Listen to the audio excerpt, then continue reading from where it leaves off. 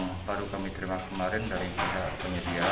Selanjutnya kami langsung melakukan pengelolaan terhadap surat suara ini, di mana pengelolaan dalam bentuk proses kopi dan lipat kita melibatkan sebanyak 25 orang tenaga pelipat.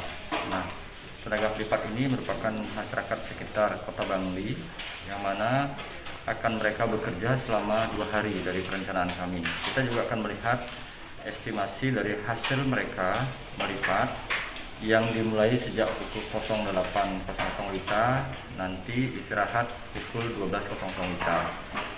Pelipat baru akan memasuki ruang pelipatan kembali pada pukul 13.00 WITA, di mana selama proses pelaksanaan pelipatan kita menerapkan yang namanya protokol kesehatan.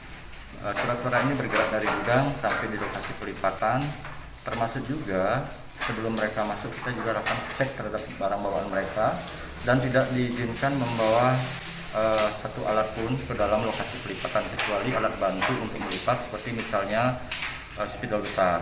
Ini kerusakan-kerusakan yang terjadi itu sedang kita inventarisir, kita akan kumpulkan. Begitu juga dengan sesuaian jumlah, ya, sesuaian jumlah dalam satu kardus. Jadi berapa yang rusak, bagaimana, apakah ada kurang dan lain sebagainya, tentu ini belum dapat kami laporkan. Karena nanti itu setelah selesai seluruh proses pelipatan dan sortir ini baru dapat kita ketahui jumlah kerusakan. Banyak yang juga ini hasil cetakannya yang tembus kayak itu sehingga merusak bagian dari surat suara yang berisi pasangan calon.